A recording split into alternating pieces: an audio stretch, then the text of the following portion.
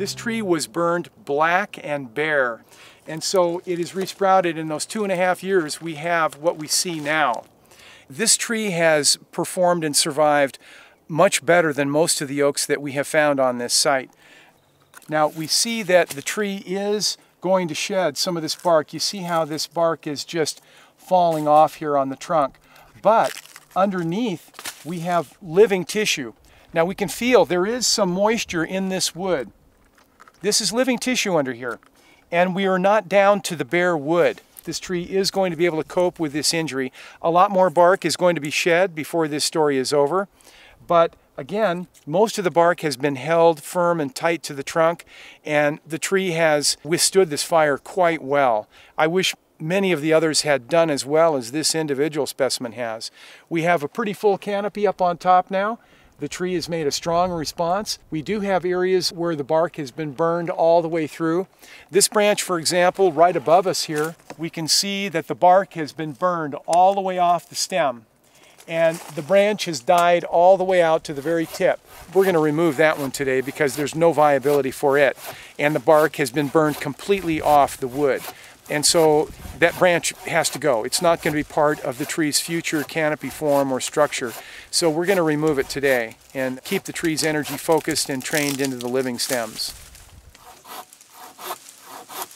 Whatever has not recovered from this tree, we're excising. Of course, this branch is not viable. And so as the tree is recovering, we're removing a layer at a time of dead tissue, unviable tissue. We've allowed the tree to stand a few years without interference to see just how far the resprouting would occur out into the canopy. This has not resprouted, so this is fair game for excision. We're removing whatever interferes with ideal health. We're pruning back to live, new, viable tissue and removing everything that we can from the tree that looks like this.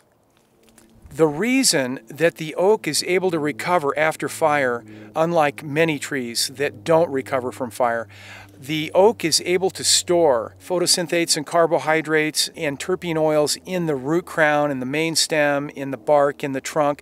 There's an issue of stored energy that the tree is capable of.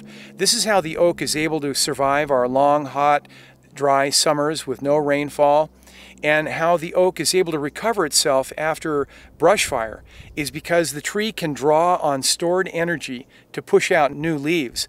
Obviously, with no leaf on the tree, there is no source of photosynthesis, there is no active stimulus to circulation, and so the tree must use stored energy. That's the only way the tree is able to survive these kinds of incidents like brush fire in our long, hot, dry summers. They draw on that stored energy and pushing out new leaves, reestablishing viable vascular circulation, and the tree is then able to push out new leaf and then recharge its storage. So we see this tree performing very, very well. It's doing everything that oaks do. It's pushed out new leaves. It's held on to most of its bark.